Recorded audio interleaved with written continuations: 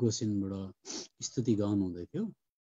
त्यो पहिलो स्तुतिको पहिलो खण्डले नै मलाई पनि कन्फर्मेसन भयो आज मैले जुन कुरा बाँड्नुपर्छ भन्ने कुरा, यो कुरा नयाँ करारको अथवा नयाँ बाचाको बनाउनु भयो भनेर गीत गाउनु हुँदै थियो भाइले। अनि त्यो वचन हामी पढ्छौँ दोस्रो कोरिन्थी 3 अध्याय 6 पद म पठाउँदैछु। दोस्रो कोरिन्थी 3 अध्याय 6 पद। उहाँले हामीलाई नयाँ बाचाका योग्य सेवकहरू बनाउनु भएको छ, लेखको होइन तर आत्माको सेवक, किनकि लेखले मार्छ, आत्माले जीवन दिन्छ। दाजुले अघिबाटै प्रार्थना गरिदिइसक्नुभयो, हामी साह्रो त्यसलाई अब अझै प्रार्थना गरिबस्दैनौँ, हामीले आमिन भनिसकेका छौँ। त परमेश्वरको वचन अनुसार चाहिँ अब हामी मत्तीको किताबमा पनि जाउँ, एउटा पद पढौँ। मत्तीको किताब 1 अध्यायमा, माफ गर्नुहोस् 11 अध्यायमा, मत्तीको किताब 11 अध्याय अनि त्यसको 11 पदमा पढ्दैछु। म तिमीलाई साँचो भन्दछु, स्त्रीहरूबाट जन्मनेहरूमध्ये बप्तिस्मा दिने यूहन्ना भन्दा ठुलो कोही उठेको छैन, तरै पनि स्वर्गको राज्यमा जो सबैभन्दा सानो छ त्यो यिनी भन्दा ठुलो हुन्छ। प्रभुले हामीलाई यो वचन पढाइमा आशिष दिएका हुन्। अस्ति पनि मैले तपाईँहरूलाई उत्साह प्रेरणाको कुराहरू बताएँ। त अब तपाईँको नाम लिनुहोस् अथवा तपाईँलाई आजको सेवामा चाहिँ तपाईँलाई उभ्याउनुहोस्। अघि दाजुले प्रार्थना गर्नुहुँदै थियो, कतिजना निरुत्साहित भएका हुन्छन्, कतिजना पछाडि परिसकेका ब्याकस्लिडिङ अवस्थामा हुन्छन्। त आजको सेवाद्वारा उहाँहरूलाई उत्साह होस्। तपाईँ को हुनुहुन्छ जसले प्रभु यीशु मसीहलाई विश्वास गर्यो, अनि तपाईँले सकि नसकी बप्तिस्माको कदम उठाउनु भयो, अनि सकि नसकी तपाईँ आत्मिक जीवनमा अगाडि सर्न इच्छा गर्नुहुँदैछ, कोसिस गर्नुहुँदैछ, तर पनि नसकेको, तपाईँ धेरै कमजोर भएको अवस्थामा तपाईँले आफूलाई पाउनुहुन्छ।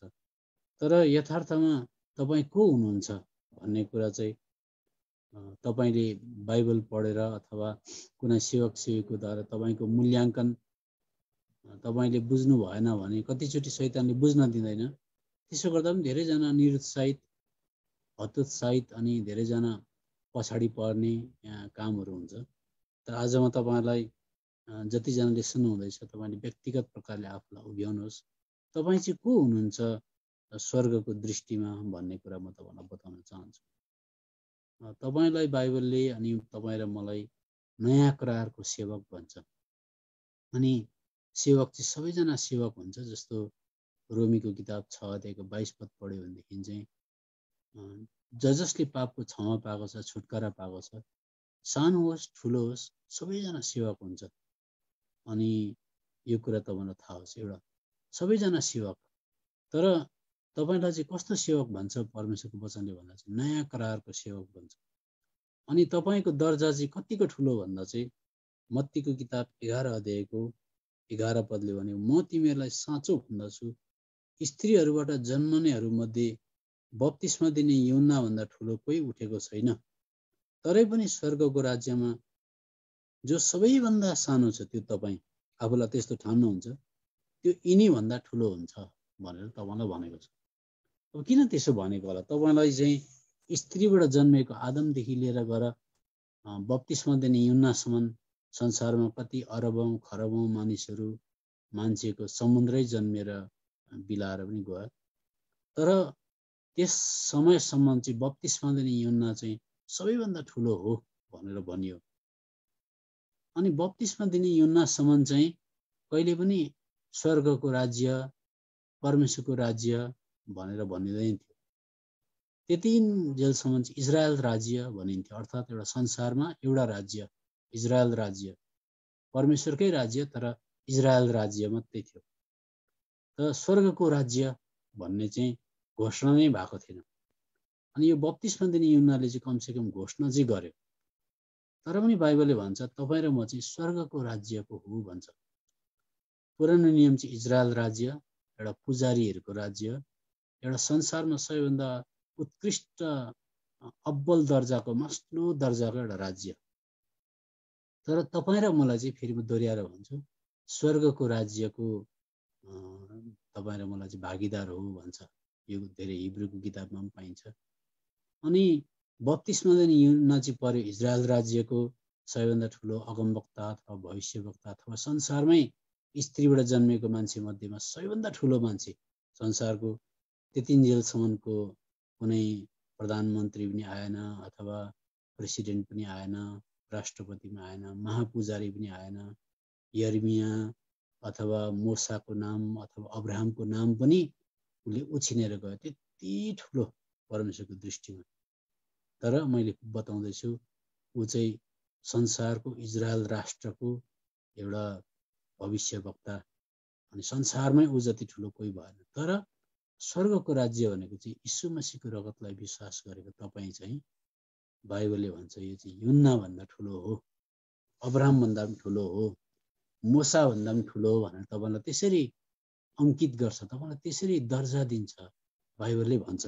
हेर्नुहोस्, फेरि पढ्दैछु, म तपाईँको कारण बताउँछु। म तिमीहरूलाई साँचो भन्दछु, स्त्रीहरूबाट जन्मनेहरू मध्ये बत्तिसमा दिने यूहन्ना भन्दा ठुलो कोही उठेको छैन। तर पनि स्वर्गको राज्यमा जो सबैभन्दा सानो छ त्यो यिनी भन्दा ठुलो हुन्छ। तपाईँले आफूलाई सानो सम्झिनुहुन्छ, निम्न स्तरको सम्झिनुहुन्छ, हरेस खाला जस्तो पछाडि पर्ला जस्तो सम्झिनुहुन्छ। तर तपाईँलाई चाहिँ स्वर्गले त्यस्तो उच्च कोटिको दर्जा दिन्छ। किन छोटकरीमा बताउँछु, इजरायल राष्ट्र जो पनि थियो बत्तिसमा दिने यूहन्नासम्म, इजरायल राष्ट्र अथवा मलाकीको किताबसम्म तपाईँले गएर हेर्नुभयो भने इजरायल राष्ट्रसँग परमेश्वरले करार बाँधेको थियो। त्यसलाई पुरानो करार भन्छ। अघि मैले भने नि, भाइले गीत गाउनु भयो, नयाँ करारको योग्य सेवक भनेर गीत गाउनु भयो। अनि हामी चाहिँ नयाँ करारको योग्य सेवक भनेर भन्छ। यो इजरायल राष्ट्रसँग पनि परमेश्वरले करार गर्नुभयो। तर करार बाँधेकोमा करारभित्र चाहिँ के थियो सम्बन्ध? इजरायल राष्ट्रको एउटा व्यक्ति, बत्तिसमा दिने यूहन्नै भनौँ अथवा तपाईँले मोसै भन्नुहोस् अथवा यर्मिया भन्नुहोस्, एलिसा भन्नुहोस्, जोसुकै तपाईँले एकदमै मानिलिएको व्यक्ति भन्नुहोस्, उसले कहिले पनि परमेश्वरलाई पिता भनेर सम्बोधन गर्न पाउँदैन। राम्रो याद गर्नुहोस्, पुरानो नियममा कुनै इजरायली जातिले परमेश्वरलाई पिता भनेर सम्बोधन गर्न पाउँदैन। त्यसो हुँदा इजरायल जाति र परमेश्वरको बिचमा चाहिँ, अब अङ्ग्रेजीमा भन्नु पर्यो भने गड भर्सेस मेन, अथवा मान्छे र परमेश्वर अथवा न्यायाधीश जस्तो एउटा झन्नै छेउमा जान नसकिने एउटा पुलिस अधिकारी जस्तो एकदमै प्रतापी, भयज्ञ, सामर्थी परमेश्वर र एउटा मान्छे जाबो एकदम कमजोर मान्छे, त्यस्तो मात्रै सम्बन्ध। त्यसैले इजरायल राष्ट्रले अथवा व्यक्तिगत प्रकारले उहाँलाई सम्बोधन गर्दा हे परमेश्वर भन्नु पर्थ्यो। कहिले पनि बाउ, मेरो पिता, अब्बा भन्न पाउँदैन थियो। तर तपाईँलाई चाहिँ परमेश्वरले नयाँ करारमा चाहिँ मलाई त्यसरी तैँले परमेश्वर नभनेर बाउ भन्नु, पिता भन्नु भनेर चाहिँ तपाईँलाई परमेश्वरको घरानाभित्र हालेर तपाईँलाई बाउ भन्ने अधिकार रोमी 8:15 अनुसार दिएको छ। अनि तपाईँ डराउनुहुन्छ, तपाईँ हतोत्साहित हुनुहुन्छ, तपाईँको कोही छैन जस्तो लाग्छ भनेर चाहिँ प्रभु यीशु मसीह जगतमा आएर जन्मिँदा चाहिँ एकलौता पुत्र हुनुहुन्छ। अङ्ग्रेजीमा अन्ली बिगटन सन भन्छ, एकलौता मात्रै, उहाँको एउटै छोरा, जेठा भने पनि माइला भने पनि। तर जब प्रभु यीशु मसीहले क्रुस घातित भएर 3 दिन बादमा बौरी उठेर तपाईँलाई पाउनुभयो, तब चाहिँ उहाँ जेठा दाजु, जेठा भनेको चाहिँ माइला, साइला, काइला, काइली, साइली, माइली छ भनेको, उहाँ चाहिँ जेठा दाजु भएर तपाईँलाई चाहिँ धेरै भाइहरूमध्ये एउटा भाइ बनाएको। त्यसो गर्दा अब तपाईँको चाहिँ सम्बन्ध परमेश्वरसँग कस्तो छ? तपाईँलाई एकदम कमजोर लाग्दो होला? होइन, तपाईँले परमेश्वरलाई बाबा, पिता, ड्याडी भन्न सक्नुहुन्छ। एक अर्को कुरा, स्वर्गमा भित्रै परमेश्वर पिताको छेउमा चाहिँ तपाईँको जेठा दाजु बसेर हिब्रू 7:25 अनुसार तपाईँको लागि अन्तर्विन्ती गरिबस्नुहुन्छ। यसर्थ तपाईँलाई चाहिँ धर्मपुत्र ठहराएर चाहिँ त्यति अब्बल दर्जा दिएको कारणले गर्दा चाहिँ तपाईँ चाहिँ बत्तिसमा दिने यूहन्ना भन्दा ठुलो भयो। एक अर्को कुरा, तपाईले बाइबल पढ्दै जानुभयो भने धेरैले बुझेको हुँदैन। बाइबलमा इजरायली जातिलाई परमेश्वरले व्यवस्था दिएको थियो, अनि त्यो व्यवस्था 10 वटाबाट बढेर 613 वटा भइसकेको थियो। तर 613 वटा भए तापनि परमेश्वरसँग सम्बन्ध राख्ने कुरामा जुन व्यवस्था दिएको थियो, त्यो व्यवस्थालाई चाहिँ पापको व्यवस्था भन्छ, ल अफ सिन भन्छ अङ्ग्रेजीमा। किन यसो भनेको भन्दा चाहिँ त्यो व्यवस्थाले पापै मात्रै चिनायो, तर पापदेखि छुटकारा गर्न सक्ने शक्ति थिएन व्यवस्थामा, बुझ्नुहुँदैछ? तर तपाईले अहिले जुन चाहिँ नयाँ नियमको बाइबल पढ्नुहुन्छ, अनि तपाईको हृदयमा जुन परमेश्वरले वचन लेख्नु भएको छ, त्यसलाई चाहिँ जीवनको व्यवस्था भन्छ।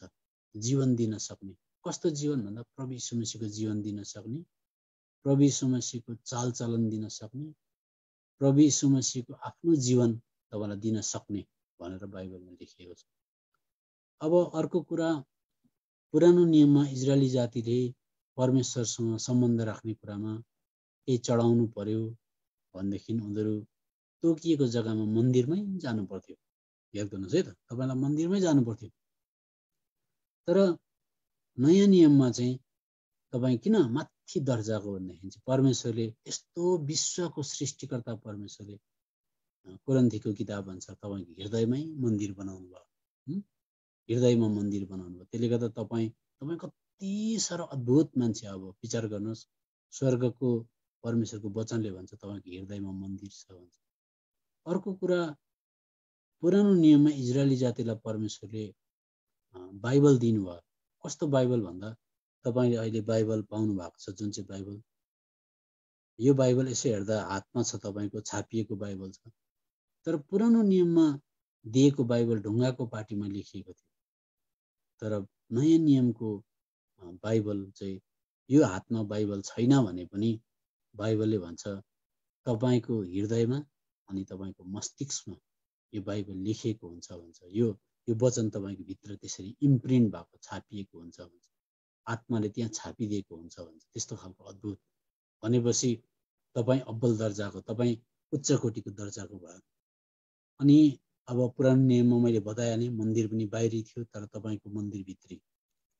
अनि पुरानो नियमका मान्छेहरूले पशु प्राणीको बलिदान गर्नु पर्थ्यो।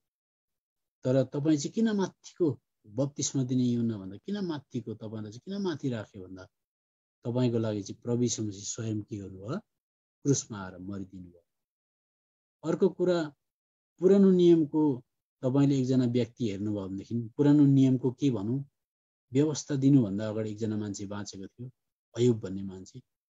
अयुबले जस्तो घनिष्ठ सम्बन्ध परमेश्वरसँग कसरी नजिकै एउटा राखेन भन्न हामी सक्छौँ, किनभने उनले कस्तो दुःखमा जाँदा पनि परमेश्वरलाई सराहना गरेको, धन्यवाद चढाएको कुरा छ। तर पनि अयुब परमेश्वरसँग बोल्न आँट गर्थे, बोल्थे पनि। अनि तर बोल्दाखेरि उनले भन्थे, बिचमा मेरो कुरा बुझिदिने कोही भइदिए, म जस्तै एकजना मान्छे बिचमा बसिदिएर फैसला गरिदिने भइदिए कति राम्रो हुन्थ्यो भनेर उनले भनेका छन्। यो कुरा हामी अयुबको किताब 9 अध्यायको 32 पदमा पाउँछौँ। आउनुहोस् है, तपाईँ चाहिँ किन उच्च कोटीको क्रिस्चियन भन्ने कुरा चाहिँ अब साँचो उद्धार मुक्ति पाएको, जोसुकै होइन, साँचो उद्धार मुक्ति पाएको विश्वासी चाहिँ कति साह्रो उच्च कोटीको। त यहाँ आउनुहोस्, अयुबको किताब 9 अध्यायमा आउँदाखेरि 9 अध्यायको 32 र म पढ्दैछु,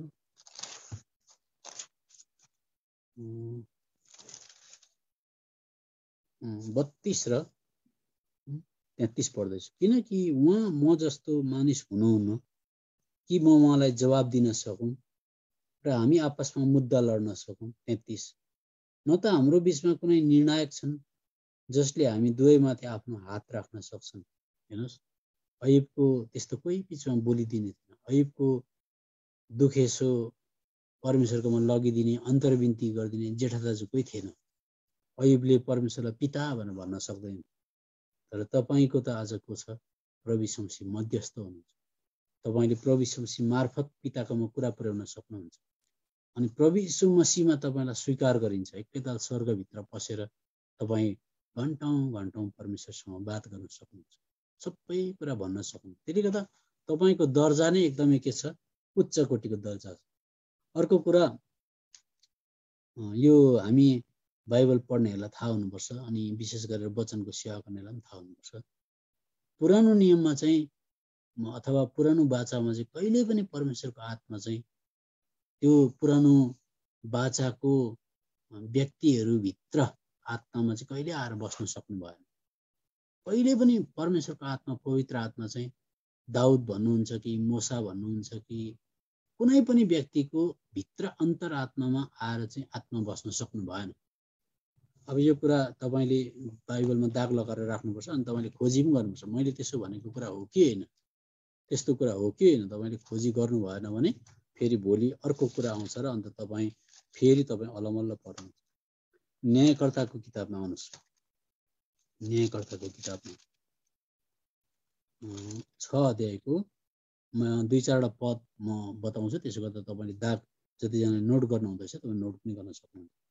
न्यायकर्ता 6:34 पदमा, तर परमप्रभुको आत्मा गिदोन माथि आउनुभयो। माथि भनेको त बुझ्नुहुन्छ नि, भित्र कहिले आउन सक्नुहुन्न थियो, माथि।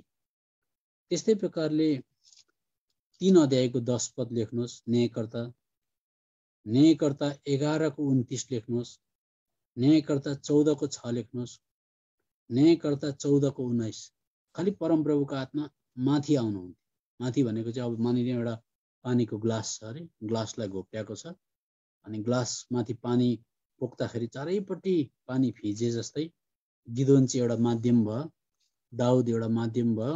आत्मा आउनुहुन्छ, इजरायललाई छुटकारा हुन्छ, हरेक प्रकारको आश्चर्य कर्म हुन्छ, तर ग्लासभित्र पानी नपसे जस्तै भित्र चाहिँ आत्मा पस्न सक्नुहुन्न। त्यसले गर्दा तपाईँले पुरानो नियममा गिदोनले, स्यामसनले अनि दाउदले वीर काम गरेको देख्नुहुन्छ परमेश्वरको आत्मा आउँदा। तर उनीहरूले वीर काम मध्ये सिंहलाई मारेको, भालुलाई मारेको, स्यामसनले सिंहलाई मारेको देख्नुहुन्छ। तर दुःखको कुरो चाहिँ उनीहरूको भित्र आत्मा, परमेश्वरको आत्मा आएर बास गर्न नसकेको कारणले गर्दा उनीहरू चाहिँ त्यो निम्न स्तरको तल्लो दर्जामा, तपाईँभन्दा तल्लो दर्जामा भएकोले गर्दाखेरि चाहिँ दाउदको भित्र हृदयमा चाहिँ अनेकौं प्रकारका पापहरू, 6-7वटा स्वास्नी भएको, अभिलाषाले भरिएको, बेविचारले भरिएको। स्यामसनले परमेश्वरको आत्मा आउँदाखेरि गधाको बङ्गराले 1000 जना मान्छे मारेको, ठुल्ठुलो गेटहरू बोकेर लगेर फ्याँकिदिएको, तर उसले बाहिरी सिंह मारेको, तर भित्र भएको सिंहलाई उसले मार्न सकेन, अभिलाषालाई। त्यसो गर्दा ऊ तिम्नातिर झरेको, उसले बेविचार गरेको, दाउद बेविचारमा फँसेको तपाईँले पाउनुहुन्छ। किन भन्दा तपाईँलाई थाहा होस् परमेश्वरको आत्मा भित्र बस्न सक्नुहुन्छ। अनि माथि आउँथ्यो अनि कतिचोटि परमेश्वरले त्यो आत्मालाई उठाएर लानुहुन्थ्यो। त्यसो गर्दाखेरि के हुन्थ्यो, त्यो आत्मा सधैँभरि बस्न आउँदैन। तर तपाईँ चाहिँ न तपाईँ राजा हो, न तपाईँ स्यामसन जस्तो बाहिरी पराक्रमी काम गरेर तपाईँले देखाउनु पर्छ, न तपाईँ बप्तिस्मा दिने यूहन्ना जस्तो तपाईँ उजाड स्थानमा हिँड्ने पनि होइन। तपाईँको कुनै प्रकारको बाहिरी कुनै प्रकारको पहिचान छैन। तर बाइबलले भन्छ तपाईँभित्र चाहिँ परमेश्वरको आत्मा सधैँभरि बस्नको लागि आएको भन्छ। यहाँ यो कुरा पनि तपाईँलाई थाहा होस्। यूहन्ना रचित सुसमाचार 14 अध्याय। यस्तो आधारभूत कुराहरू जब हामी बुझ्छौँ अनि मात्रै एउटा विश्वासीको एकदमै विश्वासी के भन्नु, अब विश्वासीले मूलभूत कुरो बुझेर चाहिँ अनि विश्वासी भित्रैबाट बलियो भएर आउन जरुरत पर्छ। नभएदेखि आउनुहोस् यहाँनिर यूहन्ना रचित सुसमाचार 14 अध्यायमा आउनुहोस्। 14 अध्यायमा चाहिँ मुख्य कुराहरू एउटा विश्वासीले दाग लगाएर राख्नुपर्ने कुराहरू। यूहन्ना रचित सुसमाचार 14 अध्यायको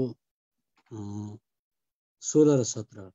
अनि म पितालाई प्रार्थना गर्नेछु अनि अर्को शान्तिदाता म सधैँभरि तिमीहरू सँगै रहन् भनेर तिमीहरूलाई दिनुहुन्छ। सँगै भनेको त मेरो छेउमा भनेको। तर अझै हेर्नु 17 पदमा, अर्थात् सत्यको आत्मा जसलाई संसारले ग्रहण गर्न सक्दैन, किनभने त्यसले न त उहाँलाई देख्छ न त मलाई चिन्छ, तर तिमीहरूले उहाँलाई चिन्छौ किनकि म तिमीहरूसित रहनुहुन्छ र तिमीहरू भित्र हुनुहुनेछ।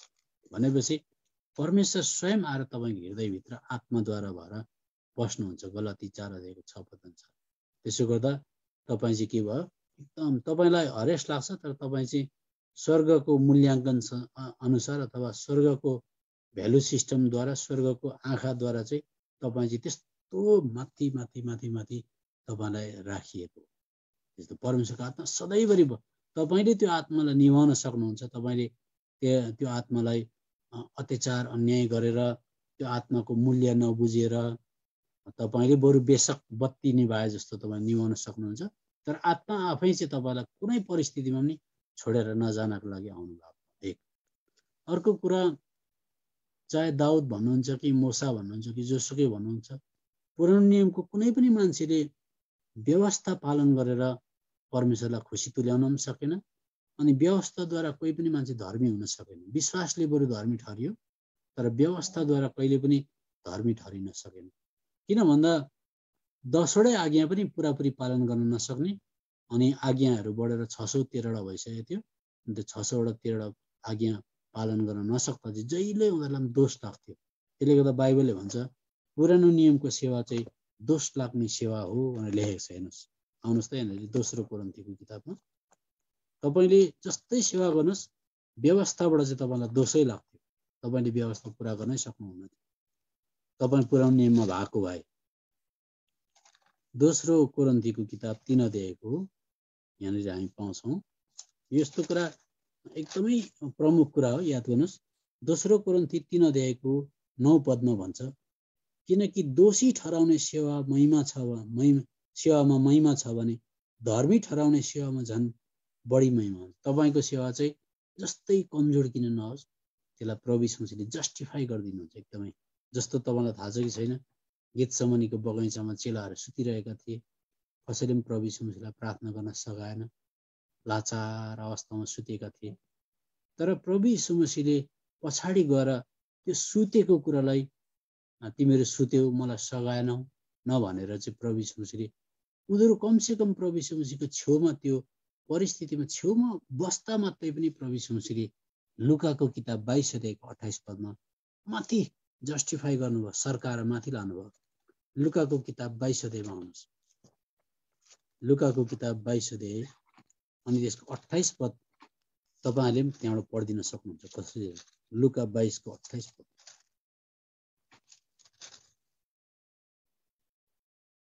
म पढ्दैछु। मेरो परीक्षाहरूमा मसँग रहिरहने तिमीहरू नै हो। हेर्नुहोस् त, प्रभुलाई त्यस्तो परीक्षाको घडीमा सघाएका त थिएन, निधाइरहेका थिए, तर कमसेकम प्रभुको छेउमा बसिदिँदाखेरि पनि प्रभुले त्यसलाई सरकार माथि लानुभयो। मेरो परीक्षाको घडीमा तिमी नै थियौ भनेर। नयाँ नियममा पनि विश्वासीको भुल देखाएको छ, तर भुल देखाउनुभन्दा अगाडि पहिला सराहना गरेर सरकार माथि लगेर मात्रै भुल देखाएको छ। भन्नु मतलब उहाँले पहिला सराहना गर्नुहुन्छ एकदमै। तपाईँले प्रकाशको किताबमा गएर हेर्नुभयो भनेदेखि सबै कुरा पहिला सराहना गरेर त्यहाँबाट मात्रै भुल देखाइदिन्छ। त्यसलाई पनि फेरि पश्चाताप गर न, यसलाई तिमीले स्वीकार गर न भनेर प्रभुले त्यस्तो जग्गा दिनुभएको। त्यसले गर्दा नयाँ नियमको विश्वासी चाहिँ कहाँ हो, तपाईँ चाहिँ कहाँ हो, कहाँ माथि। अर्को कुरा मैले भने दोष लाग्ने सेवा, तर तपाईँको चाहिँ धर्मी ठहराउने सेवा। अब अर्को तपाईँले भिन्नता पाउनुहुन्छ के हो भन्दाखेरि चाहिँ पुरानो नियममा अब सबैभन्दा विशेष व्यक्तिकै नाम लिउँ, मोसा।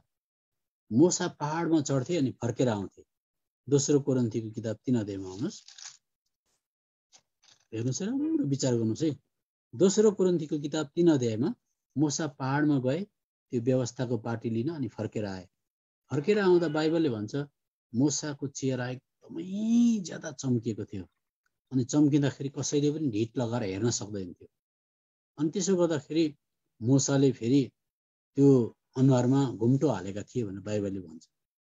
तर मोसाले चाहिँ घुम्टो हालेको कारण तपाईँले यो पनि याद गर्नुपर्छ कि किन घुम्टो हाल्यो भन्दा हेर्न नसकोस् भनेर मात्र होइन भन्छ बाइबल। हेर्नुहोस् है, म पढ्छु 2 कोरिन्थी 3 अध्यायको 11 पद, राम्रो याद गर्नुहोस्। किनकि यदि मेटिएर जाने पनि महिमापूर्ण छ भने, 12 पद पढौँ, 13 पद पढौँ। अनि मोसाले जस्तो होइन, जसले मेटिएर जाने कुराको अन्त इजरायलीहरूले ढिट लगाएर हेर्न नसकुन् भने आफ्नो चेहरामाथि घुम्टो हालेका थिए। अनि हामीले चाहिँ यति मात्रै बुझेका हुन्छौँ, मोसाले त्यो चेहरा चम्किएको अरूले हेर्न नसकोस् भनेर चाहिँ घुम्टो हालेको थियो मात्रै बुझ्छौँ। तर बाइबलले के भन्दछ राम्रो हेर्नुहोस्, मेटिएर गइहाल्ने सेवा हो त्यसर्थ म घुम्टो हाल्छु भन्दैछन्। किन भन्दा आज तपाईँले मोसालाई हेर्न जानुभएको थियो, देख्नुभयो एकदमै चेहरा चम्किएको। अर्को पालि तपाईँलाई लालायत हुन्छ मोसाको चेहरा हेर्नको लागि, तर तपाईँले महिना दिन पछाडि गएर हेर्दाखेरि त्यो चम्किने चेहरा अथवा त्यो चमक हराइसकेको हुन्छ। त्यसो गर्दा तपाईँ हस्रेक्क पर्नुहुन्छ, अरे अस्ति त भयङ्कर चम्केको थियो मान्छे, आज चाहिँ किन यस्तो भनेर तपाईँलाई निराश हुन्छ भनेर चाहिँ मोसाले घुम्टो हालेका थिए। अब यस्तो प्रकारले बुझ्नुहोस्। तर तपाईँ चाहिँ को हो भन्दा चाहिँ त्यस्तै प्रकारले तपाईँले स्यामसनलाई हेर्नुभयो भने स्यामसनले गरेको प्रतापमय काम हेरेर तपाईँलाई आम्मामा भनेर तपाईँ छक्क परेर अर्को पालि हेर्न जानुभयो भने स्यामसनलाई हेरेर त हताश, स्यामसन त बेबिचारी स्त्रीसँग हिँडिरहेको छ। दाउदले गरेको वीरताको कुरा देखेर तपाईँ छक्कै पर्नुभयो भने दाउदको कतिवटा कर्म देख्नुभयो भने तपाईँलाई निराश लागेर आउँछ। तर तपाईँ चाहिँ को भन्दा चाहिँ तपाईँलाई चाहिँ दाउद पनि होइन, स्यामसन पनि होइन, एलिया पनि होइन, तपाईँलाई चाहिँ बप्तिस्मा दिने युहन्ना पनि होइन। तर तपाईँलाई चाहिँ यसो भन्छ, यो व्यक्ति त बाहिरबाट हेर्दा केही देखिँदैन, यो व्यक्ति त बाहिरबाट हेर्दाखेरि न रूप न रङ न शोभा न धन न सम्पत्ति न कुनै बल न कुनै केही छ, तर यो मान्छेको भित्री हेऱ्यो भनेदेखि चाहिँ यो मान्छे चाहिँ मोसा जस्तो उसको चेहरा घटेर जाने, फेड भएर जाने, ओइलाएर जाने, निराशजनक तिमीले स्थिति सामना गर्नु पर्दैन। यो मान्छेलाई हेऱ्यो भने चाहिँ यो मान्छेको भित्र चाहिँ अझ बढी अझ बढी अझ बढी अझ बढी महिमा बढ्दै बढ्दै बढ्दै गएको यीशु मसीहको रूपमा रूपान्तर भएको देखिन्छ भन्छ। हो कि हेर्नुहोस् यहाँ दोस्रो कोरिन्थी 3:18 हेर्नुहोस्, जुन कुरा मोसामा थियो त्योभन्दा बढेर तपाईँकोमा छ। के भन्दा 18 पद, तर नढाकिएको चेहराले प्रभुको महिमा ऐनामा जस्तै हेर्दै हेर्दै हामी सबैजना प्रभुद्वारा जो आत्मा हुनुहुन्छ एक महिमादेखि अर्को महिमामा सर्दै त्यही रूपमा बदलिँदै जान्छ। तपाईँ चाहिँ घट्दै जाने होइन, तपाईँ चाहिँ अझै प्रभु यीशु मसीह जस्तै, अझै प्रभु यीशु मसीह जस्तै, अझै पापमाथि विजय, अझै लालसामाथि विजय, अझै तपाईँले भित्रको सिंहहरू मार्दै जान सकेको, अझै तपाईँले आत्माद्वारा भित्र सामर्थ्य काम गर्न सकेको, त्यस्तो खालको भित्रका बाघहरू भालुहरू मार्न सकेको तपाईँलाई चाहिँ त्यो प्रतापमय प्रतापमय प्रतापमय हुँदै जान्छ। त्यसले गर्दा कतिजना क्रिस्चियनले भन्ने गर्छन्, मलाई नहेर मलाई नहेर। कति ठुलो गलत हो। मलाई नहेर चाहिँ मोसाले भन्न सक्छ, तर तपाईँ र मैले चाहिँ भन्न सक्नुपर्छ कि मलाई हेर, पोहोरमा यस्तो यस्तो यस्तो यस्तो यस्तो पोहोरसम्म यस्तो यस्तो पापले मलाई फसाउँथ्यो, यो साल अझै म बढ्दै गएँ, पोहोर सालसम्म पनि मेरोमा गनगन गर्ने आदत थियो, यो साल त्यसदेखि पनि मैले विजय पाएँ भनेर तपाईँलाई हेर्दा चाहिँ अर्को व्यक्तिले चाहिँ घटेको होइन, बढ्दै गएको बढ्दै गएको, त्यो दाजु त्यो दिदी बदलिँदै गएको, पोहोरभन्दा अहिले अझै कम्ती बोल्ने भएको, अझै धीरजी, अझै दयालु, अझै सहन सक्ने, अझै सहनशील भएको भित्र चाहिँ तपाईँलाई देखेर कति साह्रो यो मान्छे त प्रभु यीशु मसीहको रूपमा रूपान्तर हुँदै गएको देख्दैछु, घटेको होइन, मलाई निराश छैन यो मान्छे हेरेर भन्न सक्नुपर्छ। अनि तपाईँ र मैले यो महसुस गर्नु पनि पर्छ, किनभने तपाईँ र मलाई चाहिँ त्यो मास्लो चेयरमा राखेको, मास्लो दर्जामा राखेको, किन हामी चाहिँ नयाँ करारको बाचाको के हो, भागीदारहरू। अर्को कुरा याद गर्नुहोस्, पुरानो नियममा जहिले पशुहरू चढाउनु हुन्थ्यो, इजरायली जाति चढाउँथे, तर त्यो पशु मर्थ्यो, मरेपछि मरे सक्यो। तर तपाईँको प्रभु यीशु मसीह जो ती सबै पशुहरूको प्रतिनिधित्व गर्दै प्रभु यीशु मसीह पाठो भएर आउनुभयो। प्रभु यीशु मसीह चाहिँ तपाईँको पशु अथवा तपाईँको बलिदानको पाठो चाहिँ बौरी उठिदियो। त्यसो गर्दा तपाईँ के भयो, एकदम अब्बल दर्जाको पुनरुत्थानको शक्ति तपाईँको प्रभु यीशु मसीह बौरेर उठ्नुभयो। यति साह्रो। त्यसो गर्दा मोसाले, दाउदले, दानियलले तपाईँलाई त लालसा गर्छ, कस्तो अद्भुत यो मान्छे, कति भाग्यमानी, कति सौभाग्यशाली, कस्तो अद्भुत। अनि पुरानो नियम उनीहरूले पशुको रगतलाई छिड्काउ गर्नु पर्थ्यो, तर आज तपाईँको पाप चाहिँ प्रभु यीशु मसीहको रगतले धुन्छ। प्रभु यीशु मसीहको रगतलाई तपाईँले जति बेलै पनि दाबी गर्न सक्नुहुन्छ, जुन कुरो दानियलले सकेनन्, मोसाले सकेनन्। मोसाले प्रभु यीशु मसीह तपाईँको रगतले मेरो पाप धोइदिनुहोस् भन्न जति बेला पनि एभाइलेबल, जति बेला पनि त्यो प्राप्त हुने त्यो रगत उनीहरूले पाएनन्।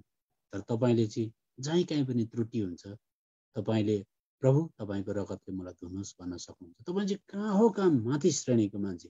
अब विचार गर्नुहोस्, पुरानो नियमको कुनै पनि मान्छे, दाउद होस् कि एलिया होस् कि यर्मिया होस् कि जोसुकै होस्, उनीहरूले भुल गर्दाखेरि उनीहरूले वर्षमा एकखेप बलिदान अथवा 6 महिनामा एकखेप बलिदान गरेर बल्ल बल्ल बलिदान गरेर उनीहरूको पाप क्षमा भयो भने पनि त्यो पाप चाहिँ ढाकिएको मात्रै हुन्थ्यो भन्छ बाइबलले। ढाकिएको भनेको ब्ल्याकबोर्डमा केही लेखिएको छ तर त्यसलाई पर्दाले ढाके जस्तो।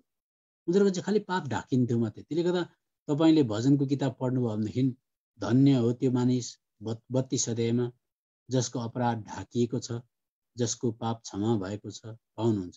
फेरि तपाईँले अर्को जग्गामा उहाँले त्यसका पापहरू पूर्वदेखि पश्चिम जति टाढो छ त्यहाँ फ्याँकिदिनु भएको छ, समुद्रको गहिराइमा हालिदिनु भएको छ भनेर लेखेको छ पुरानो नियममा चाहिँ। बिचरा उनीहरूको चाहिँ लुते कमजोर भयो। उनीहरूको पाप कहाँ छ भन्दा तल समुद्रको गहिराइमा छ नि, त्यहाँ राखेको छ। कहाँ छ भन्दा पूर्वदेखि पश्चिममा छ नि, पर छ, देखिन्थ्यो, ढाकिएको मात्रै थियो, परमेश्वरले देख्नुहुन्थ्यो।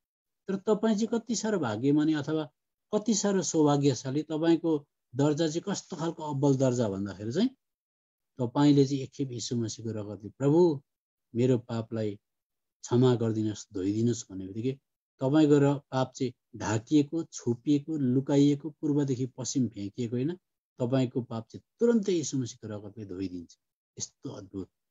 त्यसो गर्दा धुनु मात्रै होइन, तपाईँलाई परमेश्वरले भन्नुहुन्छ मलाई थाहा छैन तिम्रो पाप कहिले गर्यौ, त्यस्तो पाप मलाई थाहा छैन, यीशु मसीहको रगतले धोइदिन सक्छ। यो कुरा हिब्रू 8 अध्यायको 12 पदमा म तिम्रो अपराध कहिले सम्झना गर्ने छैन, धुन सक्ने क्षमता भनेपछि तपाईँले जस्तै डरलाग्दो पाप गर्नुभयो तर तपाईँले पश्चाताप, हुन त पाप गर्नलाई पर्मिसन छैन, तपाईँ चुक्नु भयो अरे, तपाईँ गिर्नु भयो अरे, तर तपाईँले माफी माग्नु भयो, तपाईँले यीशु मसीहको रगतले धोइ माग्नु भयो भने तपाईँको पाप चाहिँ कहिले कहिले कहिले रेकर्डमै आउँदैन। परमेश्वरले मलाई थाहा छैन भन्नुहुन्छ, त्यस्तो भयङ्कर। तपाईँ फेरि नयाँ भएर उभिहाल्नुहुन्छ, त्यस्तो खालको तपाईँको दर्जा छ। अनि तपाईँको इजरायल राष्ट्रको चाहिँ तपाईँको उनीहरूको यात्रा चाहिँ खालि कनानसम्म मात्रै थियो। उनीहरू आज मिश्र देशदेखि हिँडेर कनान गए, त्यहीँ उनीहरू मर्नु पर्थ्यो। तर तपाईँको दर्जा चाहिँ, तपाईँको यात्रा त्यस्तो होइन। तपाईँ चाहिँ स्वर्गीय देशको लागि यात्रा गर्नुहुन्छ। तपाईँ चाहिँ एकदमै कहाँ हो, तपाईँको लक्ष्य नै अर्कै भइहाल्यो। अर्को कुरा, इजरायली जाति जस्तै धनी किन नहोस्, उनीहरूको जस्तै सम्माननीय अथवा उनीहरूको के भन्नु अब प्रतिष्ठित व्यक्ति किन नहोस्, उनीहरूको आशिषहरू खालि भौतिक थियो। धन के भन्छ, गहुँ, कोदो, जौ, फलाम, अनि पित्तल, सुन, चाँदी, गाई, भैँसी, कुखुरा, बाख्रा, धेरै जग्गा जमिन, धेरै राज्यहरू, धेरै छोराछोरीहरू थिए। तर तपाईँको आशिष चाहिँ स्वर्गीय आशिष हो। त्योभन्दा ठुलो आशिष चाहिँ तपाईँ चाहिँ प्रभु यीशु मसीहको चरित्रमा बढ्न सक्ने, प्रभु यीशु मसीहको रूपमा रूपान्तर हुन सक्ने। त्यो कुरो मोसाले पाएनन्, एलियाले पाएनन्, अब्राहमले पाएन, तर तपाईँले पाउनु। विचार गर्नुहोस् न, परमेश्वरकै रूपमा रूपान्तर हुने तपाईँले चाहिँ सौभाग्य पाउनु। प्रभु यीशु मसीह संसारमा विश्वासीलाई सिधै स्वर्ग लान आउनु भएको होइन। पहिला चाहिँ प्रभु यीशु मसीह संसारमा चाहिँ उहाँको रूपमा विश्वासीलाई ढाल्न आउनु भएको, त्यस पछाडि मात्रै स्वर्गको कुरा आउँछ। भनेपछि तपाईँलाई चाहिँ कति ठुलो प्रिभिलेज, कति ठुलो सुअवसर तपाईँले पाउनु भएको छ है। अनि पुरानो नियममा चाहिँ आज्ञा पालन गरिहाल्यो भने पनि केटाकेटीलाई मिठाई दिएर फकाएको जस्तै हुन्छ। तिमीले यो गर, म तिमीलाई यो इनाम दिन्छु, मिठाई दिएर केटाकेटीलाई काम हराएको जस्तो। अनि उनीहरू चाहिँ मिठाईको लोभले अथवा केटाकेटीले मिठाईको लोभले काम गरे जस्तै इनाम पाउँछु भनेर गर्थ्यो। तर तपाईँलाई चाहिँ भन्नुहुन्छ, मैले तिमीलाई प्रेम गरेँ, तिमीले मलाई प्रेम गर्छौ भने, कराकर होइन, प्रेम गर्छौ भने मात्रै मेरो आज्ञा पालन गर भनेर भन्नुहुन्छ है। अर्को कुरा, पुरानो नियममा इजरायली जातिले शत्रुलाई घृणा गर्नु पर्थ्यो, मार्नु पर्थ्यो। तर तपाईँले परमेश्वरको आत्माद्वारा चाहिँ शत्रुलाई पनि प्रेम गर्न सक्नुहुन्छ, शत्रुको लागि पनि प्रार्थना गर्न सक्नुहुन्छ। त्यति ठुलो पुजारी तपाईँ चाहिँ। त्यसर्थ तपाईँले घर बसी बसी सारा संसारको मान्छेको लागि प्रार्थना गरिदिन सक्नुहुन्छ, अर्कोको निम्ति दुआई माग्न सक्नुहुन्छ। त्यस्तो भयङ्कर तपाईँले आशिष बोल्न सक्नुहुन्छ। त्यस्तो खालको तपाईँलाई त्यस्तो दर्जा दिएको छ। अब छोटकरीमा हेर्दै जाँदाखेरि अब हामीले हेऱ्यौँ तपाईँको, अब दानियललाई ल्याएर भन्यो भने अब दानियल किन चाहिँ यो नयाँ नियमको क्रिस्चियन जसले सक्दिन म हुँदैन होला मेरो एउटा भन्छ किन चाहिँ तिमी भन्दा ठुलो छ भन्दा अब याद गर्नुहोस् संसारमा दानियललाई सिंहको खोरभित्र हालेको थियो तर परमेश्वरले सिंहको मुख बन्द गरिदिनु भयो त्यसो गर्दा दानियल आगोको भट्टीभित्र दानियलका साथीहरू आगोको भट्टीभित्र हिँडे सिंहको मुखभित्र उनीहरू छेउबाटै हिँडे सिंहले केही गरेन तर कसले गरिदियो भन्दा परमेश्वरले सिंहको मुख बन्द गरिदिनु भयो परमेश्वरले आगोलाई ठन्डा गरिदिनु भयो त्यसो गर्दा केही पनि भएन त्यो दानियलले वीरता देखाएको होइन परमेश्वर दानियलको पक्षमा भइदिनु भयो तर दानियललाई नयाँ नियमको विश्वासले जितेको छ किन भन्दा हजारौं काखमा नानी चेपेका मानिसहरू नानी बालबच्चासँगै चेपेर आगोमा लगियो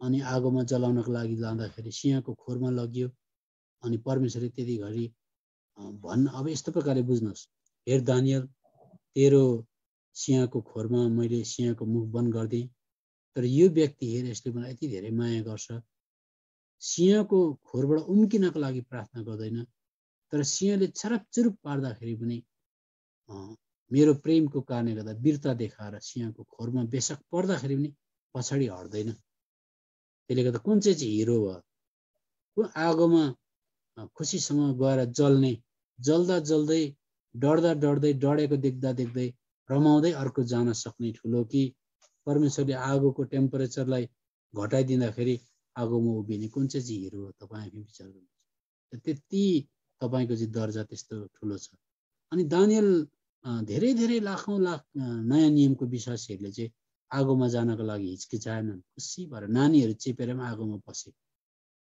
तर तपाईँले बप्तिस्मा दिने यूहन्नाको एउटा दुःखलाग्दो कुरा देख्नुहुन्छ आउनुहोस् त मसँग मत्तीको किताबमा मत्तीको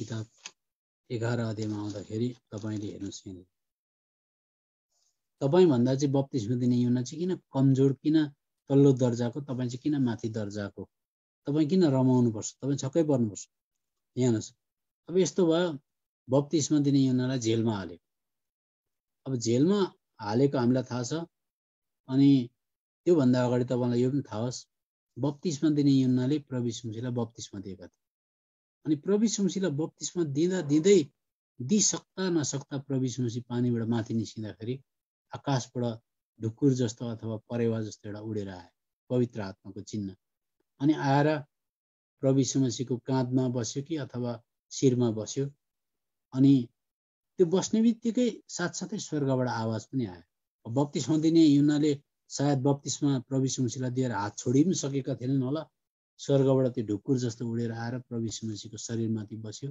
अनि साथसाथै आवाज पनि आयो मत्तीको किताब 3 अध्यायको 17 पदमा पाउँछ यिनी चाहिँ मेरा प्रिय पुत्र हुन् स्वर्गबाट आवाज आएको है यिनी चाहिँ मेरा प्रिय पुत्र हुन् जससँग म साह्रै खुसी छु भनेर भन्ने आवाज आउँदा बप्तिस्मा दिनेले प्रभु यीशु मसीहलाई बप्तिस्मा दिएको आवाज पनि आयो अब यसलाई भन्छ इन्डोर्समेन्ट भयो अथवा स्वर्गले पुष्टि गरे यो मेरो छोरा हो भनेर अनि बप्तिस्मा दिने यूहन्नाले सुनेका थिए तर बप्तिस्मा दिने यूहन्ना भित्र पनि पवित्र आत्मा चाहिँ भित्र आएर सधैँभरि बास गर्न नसकेको कारणले गर्दाखेरि चाहिँ के भयो भन्दाखेरि चाहिँ आउनुहोस् यहाँनिर हो के हेर्नुहोस् मत्तीको किताब 11 अध्यायमा 2 पद अनि जब यूहन्नाले झ्यालखानामा ख्रीष्टका कामहरूका विषय सुने तब उनले आफ्ना चेलाहरूमध्ये 2 जनालाई पठाए बप्तिस्मा दिने यूहन्नालाई हेरोद राजाले जेलमा हाल्दियो अनि बप्तिस्मा दिने यूहन्ना मात्रै हैन पुरानो नियमको कोही पनि मान्छे इजरायलीको चाहिँ उपेक्षा आशा चाहिँ के हुन्थ्यो भने प्रभु यीशु मसीह आउनुहुन्छ अनि प्रभु यीशु मसीहले हामीलाई शारीरिक प्रकारले छुटकारा दिनुहुन्छ शत्रुहरूलाई धुलो पिठो बनाउनुहुन्छ राज्यलाई फिर्ता गरिदिनुहुन्छ जेलमा पस्न दिनुहुने छैन हामीले कुटाइ खानु पर्दैन भनेर त्यस्तो कुरा सम्झिन्थ्यो तर जब बप्तिस्मा दिने यूहन्ना जेलभित्र गए उनी के भए लिक भए लिक मात्रै होइन यसो पो भने उनले त अब चेलाहरूलाई यीशु मसीहकोमा पठाएर के भन्दा रहेछ हेर्नुहोस् प्रभुलाई भने के आउनेवाला तपाईँ नै हुनुहुन्छ कि हामी अर्कोको बाटो हेरौँ ल हेर्नुहोस् त देख्नुभयो अनि 6 पदमा जसले ममा ठेस खाँदैनन् तिनी धन्य हुन् प्रभुले खबर पठाइदिनु यसको मतलब बप्तिस्मा दिने यूहन्नाले ठेस खाएछ बप्तिस्मा दिने यूहन्नाले प्रभु यीशु मसीहमाथि डाउट गरेछ। हेर्नुहोस्, डाउट त हामीलाई पनि आउँछ, तर बप्तिस्मा दिने यूहन्नाले स्वर्गबाट प्रभु यीशु मसीह यही चाहिँ मेरो छोरा हो भनेको आवाज सुन्दा सुन्दै पनि तपाईँ हो कि अर्कोलाई खोजौँ भनेको चाहिँ प्रभु यीशु मसीहमाथि सिधा सिधी डाउट गरेको। तपाईँ र मैले प्रार्थनाको उत्तर भएन भने हामी किन भएन होला, प्रभुले किन दिनु भएन होला भन्ने डाउट आउँदैन होइन, आउँछ। तर प्रभु यीशु मसीह हो कि होइन, अर्को प्रभु यीशु मसीहको हेर्नुपर्छ कि भन्ने डाउट चाहिँ एउटा नयाँ नियमको साँचो विश्वासीकोमा किन आउँदैन भन्दा तपाईँ जस्तै पल्लो दर्जामा पुगे तापनि भित्र आत्मा बसेको कारण त चाहिँ प्रभु यीशु मसीह चाहिँ उहाँ नै हो। प्रभु यीशु मसीह तपाईँको शरीरको कोशिका सेल्सले टिस्युले शरीरको अङ्गले मासुको सानो टुक्राले पनि प्रभु यीशु मसीह सत्य हुनुहुन्छ, प्रभु यीशु मसीह सत्य हुनुहुन्छ भनेर भित्रै छापिएको हुन्छ। त्यस्तो भयङ्कर त्यो त बप्तिस्मा दिने यूहन्नाकोमा त्रुटि देख्नुभयो तपाईले। किन भन्दा भित्र आत्माले भरिएर उनले हामी जस्तो आज प्रभु यीशु मसीहलाई प्रेम गर्न सक्दैन। तपाईँलाई थाहा छ त आज हामीलाई धन्यको भनिएको छ। किन भन्दा नदेखेर विश्वास गर्ने धन्यको भनेर तपाईँ र मलाई त्यस्तो स्याबासी दिएको हामी पाउँछौँ। त्यसले गर्दा नयाँ नियमको क्रिस्चियन चाहिँ जस्तै कमजोर, तपाईँलाई कमजोर लाग्दो होला, तर तपाईँको स्तर, तपाईँको चौकी, तपाईँको अभिषेक, तपाईँको करार, तपाईँको मध्यस्थ, तपाईँको दर्जा यति उच्च कोटिको हो, यति सरम माथिको हो। त्यसले गर्दा तपाईँले कहिले हरेस खानु पर्दैन। अब कति समय भयो पनि 8 बजेछ। म अब एउटा कुरा हेर्छु, त्यो हामी एकदम नितान्त आवश्यक बुझ्नुपर्छ। नयाँ नियममा त्यो आत्माभित्र बसेको कारणले गर्दा चाहिँ तपाईँलाई पुरानो नियमको विश्वासीको भन्दा ठुल्ठुलो कुरा गर्ने, बाहिरी आश्चर्य कर्म होइन, भित्र चाहिँ ठुल्ठुलो कुरा गर्न सक्ने क्षमता पनि तपाईँलाई दिएको छ। त्यो चाहिँ के हो भन्दा पुरानो नियममा कहीँ पनि सधैँभरि परमेश्वरलाई धन्यवाद दिऊ भन्ने कुरो छैन। तपाईँले खालि पाउनुहुन्छ परमप्रभुलाई सधैँ धन्यको भन भनेर दाउदले भजनको किताब 34 अध्यायमा। तर नयाँ करारमा चाहिँ नयाँ करारको बाचामा चाहिँ तपाईँलाई के भन्छ, नयाँ करारको सेवक भएको कारणले त्यो बाचाले चाहिँ तपाईँलाई यति साह्रो माथि उड्ने शक्ति दिन्छ कि एफएसी 5 अध्यायको 20 पद अनुसार सबै कुराको निम्ति परमेश्वर पितालाई प्रभु यीशु मसीहद्वारा सबै कुराको लागि धन्यवाद दियो भन्नुभयो। यस्तो सबै कुराको लागि बिना गनगन धन्यवाद दिन सक्ने क्षमता तपाईँलाई दिन्छ। अब छोटकरीमा एक दुईवटा कुरा म बताउन चाहन्छु। परमेश्वरसँग सम्बन्ध राख्ने कुरामा तपाईँ र मलाई 4वटा सिडी दिएको छ। यो म थुप्रो खेप बताइसकेँ, तर म बताउँछु। पहिला हो प्रार्थना। प्रार्थना हामी ग्रहण गरेको दिन पनि हाम्रो प्रार्थनै हो, अनि त्यहाँदेखि पछाडि हामी मरुन्जेलसम्म हामीलाई संसारमा खाँचो पर्छ, प्रार्थना भइ नै बस्छ, तर मरेपछि प्रार्थनाको जरुरत पर्दैन। तर प्रार्थना गरिसकेपछि हामीले कतिवटा कुरा पाउँछौँ, जस्तो मुक्ति भयो। तर मुक्ति पाइसकेपछि कतिवटा कुरा पाउँछौँ, फेरि कतिवटा कुरा पाउँदैनौँ। तर पाए पनि नपाए पनि परमेश्वर तपाईँको सर्वोपरि, तपाईँको सामर्थ, तपाईँको प्रेमले गर्दा हुनसक्छ यो कुरा मेरो जीवनमा बिजाउँथ्यो होला, हुनसक्छ त्यो कुरा मैले पाएको भए म फलापिन्थेँ होला, हुनसक्छ त्यो कुरा भविष्यमा दिनुहुन्छ या दिनुहुन्न, तर तपाईँको बुद्धिले गर्दा नदिएको हो, तपाईँ सामर्थ्य हुनुहुन्छ त्यसले गर्दा नदिएको, तपाईँको प्रेमले गर्दा नदिएको। पाए पनि नपाए पनि म धन्यवाद चढाउँछु भनेर भन्नुभयो भने चाहिँ पहिला प्रार्थना आउँछ, त्यस पछाडि धन्यवाद। अथवा परमेश्वरसँग सम्बन्ध राख्ने कुरामा 4वटा श्रेणी छन्। पहिला प्रार्थना, त्यस पछाडि धन्यवाद। धन्यवाद चढाइसकेपछि तपाईँ र म प्रशंसाको श्रेणीमा चढ्न सक्छौँ। प्रशंसा भनेको चाहिँ माग्ने कुरा पनि होइन, धन्यवाद पनि होइन, प्रार्थना पनि होइन। प्रशंसा भनेको चाहिँ परमेश्वरको महानता, परमेश्वर को हुनुहुन्छ भनेर उहाँलाई तपाईँले कञ्चनजङ्घाको अगाडि गएर, एकदमै दामी हिमचुली हिमालको अगाडि गएर, अथवा समुद्रको छाललाई देखेर, अथवा प्रकृतिको सौन्दर्यलाई देखेर तपाईँ अभाग भएर, तपाईँ छक्क परेर केही कुरो तपाईँले अभिव्यक्त गर्न नसके तापनि अथवा सके तापनि तपाईँ अभाग हुनुहुन्छ। त्यस्तै प्रकारले तपाईँलाई परमेश्वरको स्तुतिद्वारा तपाईँले परमेश्वरको प्रशंसा गर्न सक्नुहुन्छ। त्यो चाहिँ माथिको दर्जा हो। तेस्रो, त्यसदेखि पछाडि आउँछ उपासना। उपासना भनेको चाहिँ माथिको दर्जा हो। कतिचोटि हामी नजानेर धन्यवादलाई उपासना भन्दै गरेका हुन्छौँ, त्यो कुरो होइन। म त्यही कुरा बताउन चाहन्छु। तपाईँ र मलाई चाहिँ उपासना गर्ने बनाउन चाहे। अब हेर्नुहोस्, अब कतिचोटि हामी गल्ती गर्छौँ। त उपासना भनेको चाहिँ धन्यवाद होइन। उपासना भनेको चाहिँ के हो त भन्दाखेरि अब छोटकरीमा के कुरा बताउँछु। पुरानो नियममा इजरायली जातिले परमेश्वरलाई परमेश्वर र यहोवा परमेश्वरको उपासना गर्थे, उहाँको अगाडि दण्डवत गर्थे। तर साथसाथै इजरायली जातिले चाहिँ मूर्तिहरू पनि बोकेर हिँड्थे। यो कुरा तपाईँले प्रेरितको किताब 7 अध्यायमा पाउनुहुन्छ। यहाँ आउनुहोस् त, प्रेरितको किताब 7 अध्यायमा 7 अध्यायको 43 पदमा यो कुरा पाइन्छ। म छोटकरीमा बताउँदैछु। प्रेरितको किताब 7 अध्यायको 43 पदमा यस्तो छ, तिमीहरूले त मोलेकको तम्बु र तिमीहरूको देउता रेमफानको तारालाई साथमा लिई हिँड्यौ, अर्थात् ती मूर्तिहरूलाई जसलाई तिमीले पूजा गर्नलाई बनायौ, अनि म तिमीहरूलाई बेबिलोन पारी लैजान्छु। उनीहरूले यहोवा परमेश्वरको अब फेरि दोस्रो राजाको किताबमा हो, अझै बुझ्नको लागि हेर्नुहोस्। तपाईँको दर्जा चाहिँ आज तपाईँले बुझ्नुभयो भने चाहिँ कति उत्तम हुन्थ्यो, मलाई त्यस्तो लाग्छ। दोस्रो राजाको किताब 17 अध्यायको तपाईँले पाउनुहुन्छ 41 पद। यसरी यी जातिहरूले परमप्रभुको भय मान्थे र आफ्ना खोपेका मूर्तिहरूको पूजा गर्थे। तिनीहरूका छोराछोरीहरू र नाति पनातिनीहरूले पनि तिनीहरूका पिता पुर्खाहरूले जस्तो गरे त्यस्तै तिनीहरूले आजको दिनसम्म गर्दछन् भन्ने कुरा तपाईँले बुझ्नुभयो। यता यहोवा परमेश्वरको पनि भय मान्दैछ, साथमा चाहिँ देखि हातले छाम्न सक्ने, आँखाले देख्न सक्ने मूर्ति पनि बोकेर हिँड्थे इजरायली जातिले। एक अब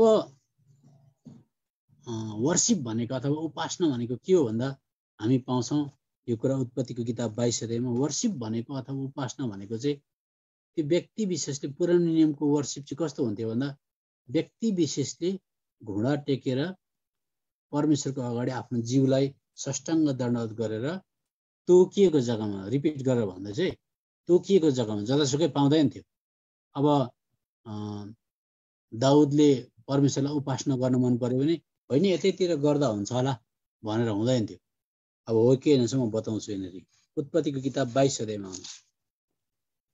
उत्पत्तिको किताब 22 अध्यायमा परमेश्वरले दाउदलाई के अरे अब्रामलाई मोरिया पहाड देखाउनु भयो।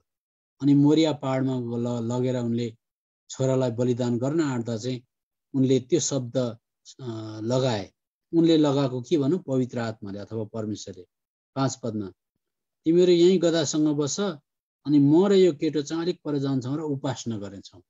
अब अहिले चाहिँ हामी धन्यवादलाई उपासना भन्दैछौँ, तर उपासनाको तपाईँले तल क लेखेको छ उपासनामा, यहाँ तल लेखेको छ दण्डवत। दण्डवत भनेको चाहिँ घुँडा टेक्नु अथवा शरीरलाई यसरी साष्टाङ्ग दण्डवत गरेर निहुरिनु र परमेश्वर अगाडिपट्टि झुक्नुलाई उपासना भन्थ्यो। अब अर्को कुरा मैले भने तोकिएको जग्गामा मात्रै गर्न पाइन्थ्यो। एक अब नयाँ नियममा आउँदाखेरि चाहिँ नयाँ नियमको विश्वासीको न त तोकिएको जग्गा छ, फेरि दोहोऱ्याएर भन्छ है म, नयाँ नियमको उपासना गर्नुपर्दा बाइबलले भन्छ नयाँ नियमको विश्वासीले चाहिँ आत्मा र सत्यतामा गर्छ भन्छ। अनि तोकिएको जग्गा पनि छैन, याद गर्नुहोस्। कुनै यो सेवा घरमा गएर उपासना गर्नु भन्ने छैन। अनि तपाईँले नयाँ नियममा सब कुरा के पाउनुहुन्छ भने सबैजना विश्वासी भेला भएर शिक्षाको बारेमा भेला भए, सङ्गति गरे, रोटी भाँचे, अनि इत्यादि इत्यादि, हामी गीत गाए, अनि प्रशंसा गरे, भेटीहरू उठ्याए, सबै कुरा सामूहिक ढङ्गमा गरेको देख्नुहुन्छ। तर सबैजना मिलेर प्रेरित 2:42 अनुसार उपासना गरे भनेको चाहिँ पाउनुहुन्न। फेरि अचम्मको कुरा त्यो छ। किन चाहिँ त्यस्तो होला? अब विचार गर्नुहोस्, किन त्यस्तो होला? अब म तपाईँलाई कारण बताउँछु। किनभने बाइबलले भन्छ नयाँ नियमको विश्वासीले चाहिँ आत्मा र सत्यतामा उपासना गर्न सक्छ भन्छ। उसलाई उपासना गर्नको लागि तोकिएको जग्गा चाहिँदैन। उसलाई उपासना गर्नको लागि चाहिँ आत्मामा हुन्छ।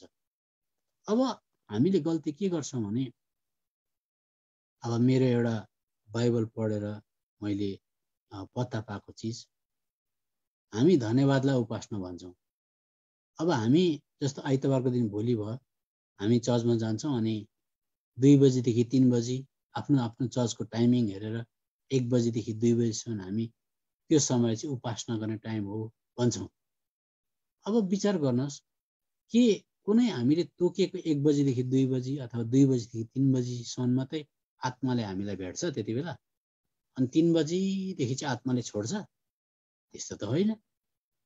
आत्मामा भनेको चाहिँ यो मन्दिर बोकेर म जहाँसुकै हिँडिरहेको हुन्छ, अनि जति बेला आत्मामा हिँड भन्छ, आत्मामा प्रार्थना गर भन्छ।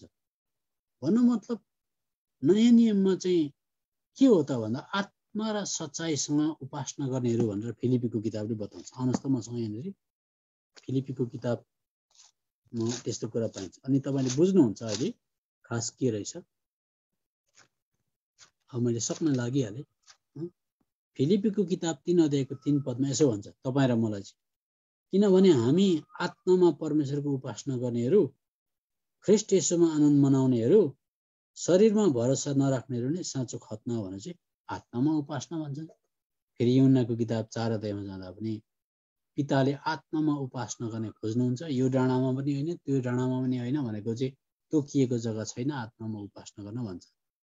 अब पुरानो नियममा चाहिँ उपासना भनेको साँच्चीकै घुँडा टेकेर दण्डवत गर्नुलाई उपासना भन्थ्यो भने नयाँ नियममा चाहिँ घुँडा टेकेको नहोला, कुनै एउटा विशेष जग्गामा पुगेको पनि नहोला, तर याद गर्नुहोस् पुरानो नियममा देखी मूर्ति हुन्थ्यो, नयाँ नियममा अनदेखी मूर्ति हुन्छ। यसर्थ शैतान बडा चालाक छ, अनि शैतानले विश्वासीलाई नदेखिने मूर्ति ल्याउँछ। अनि यो चाहिँ गाडीमा हिँड्दै गर्दा पनि हुनसक्छ, बाथरुममा पनि हुनसक्छ, भाँडा धुने जग्गामा हुनसक्छ, घाँस काट्ने जग्गामा हुनसक्छ, साथीभाइसँग गफ गर्दै पनि हुनसक्छ।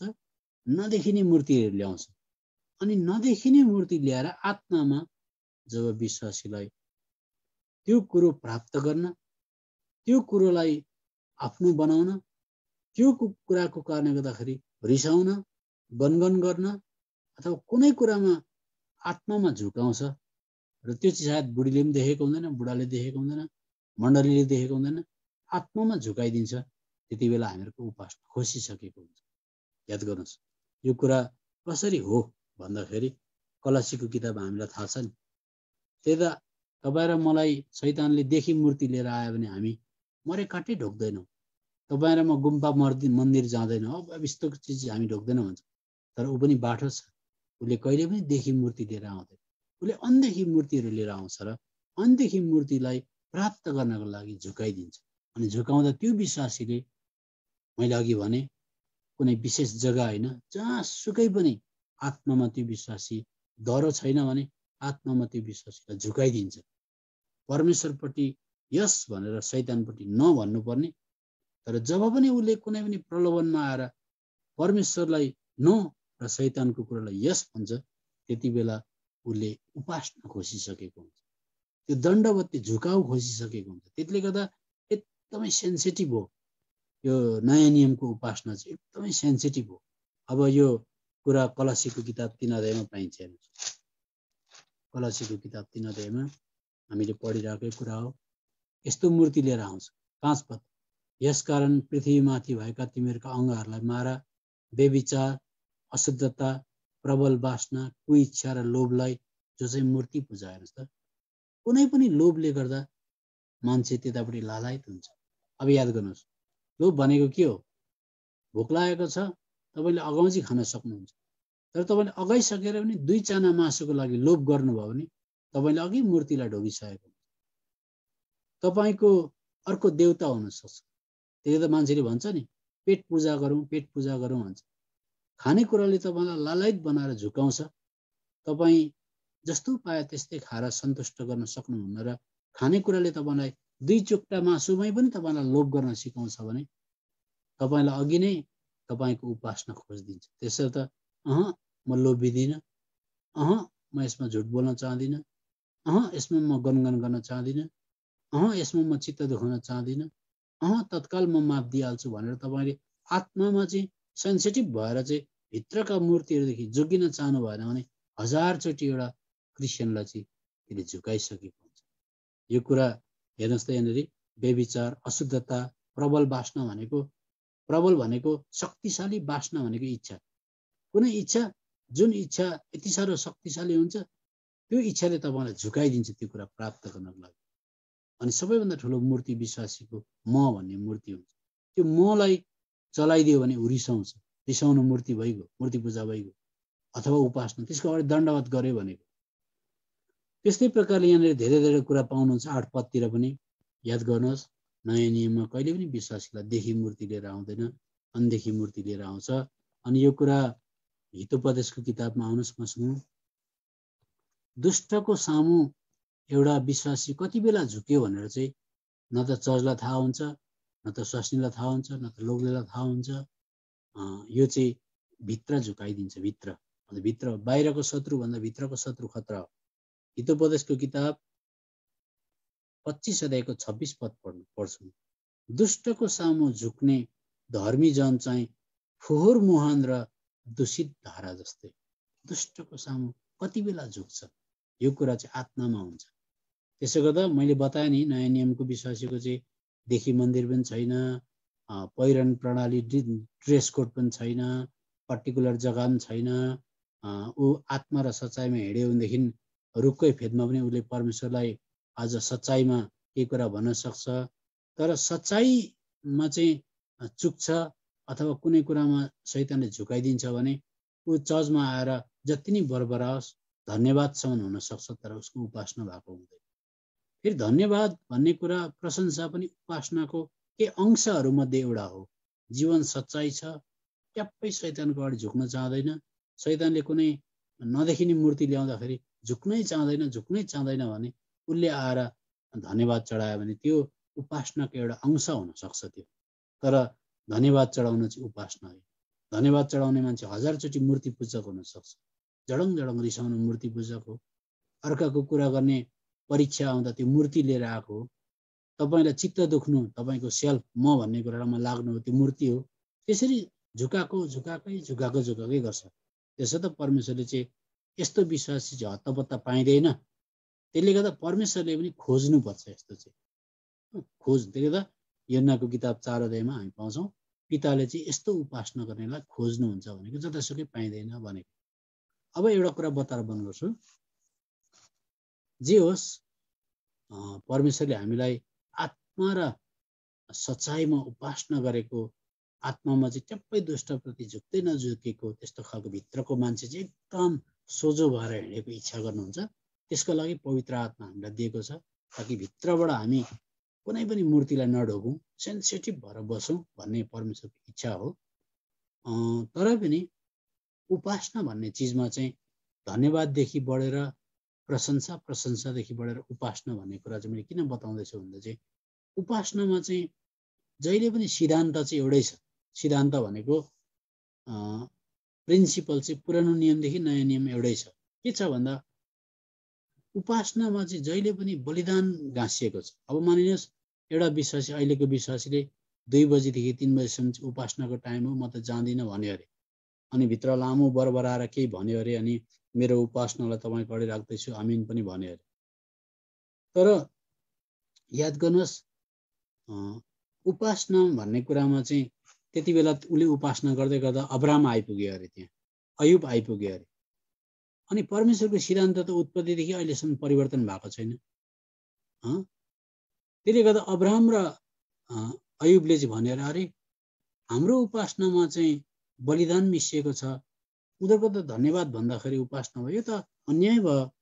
उसले त भन्दैछ प्रभु यीशु मसीह तपाईँ मेरो पापको लागि मर्नुभयो, गाडिनु भयो, बौरी उठ्नुभयो, म तपाईँलाई के चढाउँ के दिउँ, धन्यवाद र उपासना चढाउँदैछु भनेर भन्यो। यहाँ त उपासनामा त विशेष केही हामी तत्त्व देख्दैनौँ। हाम्रो उपासनामा त हेर्नुहोस् त यहाँ के देख्नुहुन्छ, उपासनामा जहिले पनि उपासनाको सन्दर्भ कहिले आएको छ? तपाईँले फेरि दोहोऱ्याएर भन्छु, बाइबलमा उपासनाको सन्दर्भ रेफरेन्स कहिले आएको छ भन्दा जब केही कुरा खोसिन्छ त्यति बेला त्यो व्यक्ति विशेषले धन्यवाद भन्छ भनेदेखि चाहिँ त्यति बेला चाहिँ त्यो उसको उपासना भएको हुन्छ। किनभने गनगन गर्न सकिन्थ्यो, मूर्ति हुन सक्थ्यो तर गनगन गरेन, चित्त दुखाइको मूर्ति ल्याउन सक्थ्यो तर चित्त दुखाएन। धन्यवाद तपाईँले जो गर्नुहुन्छ धन्यवाद कसले भन्यो? हेर्नुहोस्, अब्राहमले भन्यो। अब्राहमले उपासना गर्नुभन्दा अगाडि आफ्नो छोरो बलिदान गरेर म तपाईलाई दिन सक्छु, चित्त दुखाउँदिन भनेर दियो। अब्राहमको उपासनामा केही किम्ती कुरो जाँदै थियो। हेर्नुस्, फेरि अर्को कुरा तपाईले फेरि अयुबको उपासनामा देख्नुहुन्छ। अयुबले उपासना गर्दा 10 जना छोराछोरी, घर जग्गा जमिन सबै धन सम्पत्ति जाँदा उनले धन्यवाद चढाए, गनगन गरेनन्। त्यो उपासना भयो। उपासनामा जहिले पनि केही कुरो गएको छ। हेर्नुहोस्, अब त्यस्तै प्रकारले दोस्रो सामुएलको किताब आउनुहोस्। अब 2-3 वटा पद पढेर बन्द गर्छु। उपासना भनेको दोस्रो सामुएलको किताबमा 12 अध्यायमा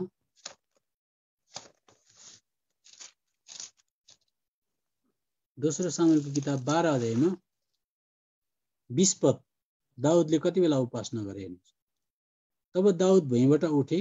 सिद्धान्त चाहिँ हेर्नु, सिद्धान्त चाहिँ कति बेला उपासना आएको छ भनेपछि तब दाउद भुइँबाट उठे, नुहाए, तेल लगाए, वस्त्र फेरेर परमप्रभुको भवनमा आएर दण्डवत गरे। तोकिएको जग्गा कति बेला गरे? 23 पद। तर अब त त्यो मर्यो, यसैले कि म किन उपवास बसौँ? के म उसलाई फर्काएर ल्याउन सक्छु? तर म उस कहाँ जानेछु, तर ऊ चाहिँ म कहाँ फर्केर आउने छैन। भनेपछि कति बेला दाउदले उपासना चढाए? जब उनको छोरो मरेको थियो। त्यति बेला उनले केही कुरो जाँदैछ, त्यति बेला परमेश्वर धन्यवाद भन्दैछन् भने उपासनासँग बलिदान जोडिएको हुँदो रहेछ। हेर्नुहोस्, अब फेरि यही दोस्रो सामुएलको किताब 16 अध्यायमा आउनुहोस्। 15 अध्यायको 30 पद पढ्दैछु। दाउद जैतुन डाँडाको उकालो चढे, रुँदै रुँदै चढिरहे। उनले आफ्नो शिर ढाकेका थिए, उनी नङ्गो खुट्टै हिँड्दै थिए। उनीसित भएका सबै मानिसहरूले आफ्ना शिर ढाकेका थिए। तिनीहरू रुँदै रुँदै चढिरहे। राजदरबारमा बस्ने दाउद, सिंहासन, मुकुट, प्रताप, सबै सेनापतिले तरजुक्त भएर बस्ने दाउद चाहिँ अहिले खाली खुट्टा छ। शिरमा टोपी छैन, खानेकुरो छैन, सबै कुरा खोसिएको छ। आफ्नै छोरो जोनाथन शत्रु भएको छ, सबै कुरा खोसिएको छ। यो खोसिएको अवस्थामा 32 पदमा अनि यस्तो भयो, तब दाउद त्यस डाँडाको टाकुरामा पुगे जहाँ उनले परमप्रभुलाई दण्डवत गरे। हेर्नुहोस्, अब तपाईँले एउटा कुरा पाउनुहुन्छ, उपासना तपाईँले तब गर्न सक्नुहुन्छ जब तपाईँको कुनै पनि किम्ती कुरो पृथ्वी तलमा खोसिन्छ। हुनसक्छ तपाईँको सम्मान, हुनसक्छ तपाईँको इज्जत, हुनसक्छ तपाईँले टाइममा खाना पाउनु भएन, हुनसक्छ अफिस हिँड्ने बेलामा रोटी पाकेन, हुनसक्छ कुनै मान्छेले तपाईँलाई राम्रो सिटमा राखेन भने त्यति बेला तपाईँलाई यो कुराले गर्दा के यो चित्त दुखाएको मूर्तिलाई ढोक्न सक्छस्? के त यहाँनिर अहिले चिडचिडाउन अथवा गनगन गर्न सक्छस्? के त यसमा मन दुखाउन सक्छस् भनेर त्यो नदेखिने मूर्ति ल्याउँदाखेरि प्रभुले हेरिरहनु भएको छ। यो रोटी डढेकोमा पनि प्रभुले मलाई दण्डवत गर्छ कि यो रोटीलाई दण्डवत गर्छ भनेर हेर्नु हुँदैछ। म यस कुराको निम्ति प्रभुलाई धन्यवाद दिन सक्छु भनेर तपाईँले आफ्नो श्रीमतीपट्टि फर्केर यो रोटी डढ्नु मात्र के, कपाल झरेको डिटेल्स पनि प्रभुलाई थाहा छ। त्यसर्थ आज म कतिको लोभी छु अथवा कतिको उपवास बस्न सक्छु भने अलिकति जाँच गरेर प्रभुले मलाई हेरेको होला, बेलुका आएर खाउँला, ठिकै छ भन्नुभयो भने तपाईँ उपास सक्नु। अब 2टा रोटीको टुक्राले गर्दा अनुहार अँध्यारो गरेर डिस्कस परेर झगडा परेर हिँड्ने मान्छे हुन्छन् अनि आइतबार 2 बजी आइसकेपछि लु उपासना गर्नुपर्छ भन्दै गरे। त्यति घडी प्रिय हो, त्यति घडी मूर्ति ल्याएको हुन्छ। अनि जब विश्वासी कुनै पनि मूर्तिको अगाडि झुक्न चाहँदैन, प्रभुलाई नै प्रभु तपाईँलाई म धन्यवाद भन्न चाहन्छ भने तपाईँको प्रतिष्ठा खोसिँदा, तपाईँको मर्यादा खोसिँदा, तपाईँको मान खोसिँदा, तपाईँको सम्मान खोसिँदा, तपाईँको केही कुरो हराउँदा पनि प्रभु लिने तपाईँ हो, दिने तपाईँ हो। तपाईँले कहिले गल्ती गर्नुहुन्न भनेर तपाईँको चेहरा हँसमुख हुन्छ भने तपाईँ चाहिँ उपासक। त प्रभुले हामीलाई सहायता गरेका हुन्। हामी लिमिटेड भएर नबसौँ। मैले बुझेको कुरा तपाईँलाई बताएँ। हामी आइतबारको दिन कसेर धन्यवाद दिउँ भेला भएर, तर हामीलाई प्रभुले त्योभन्दा बढेर उपासक बनाएका हुन् ताकि हामी दुष्टले ल्याएको नदेखिने मूर्तिको अगाडि पटक्कै झुक्नु नचाहने, अडिग बस्ने, परमेश्वरलाई मात्रै आत्मामा दण्डवत गर्ने यस प्रकारको व्यक्ति हुन सकौँ। त्यसो गर्दा परमेश्वरले तपाईँलाई मलाई त्यो प्रकारको व्यक्ति पाउन सकुन्। ल सबैलाई जय मसीह। ल जय मसीह सबैजनालाई। हाम्रो युट्युब च्यानल कफरनहुम विथ एल्सादाईलाई तपाईहरु सबैजनाले माया गरिदिनुहोस्, प्रार्थना गरिदिनुहोस् अनि सब्स्क्राइब गरिदिनुहोस्। धन्यवाद।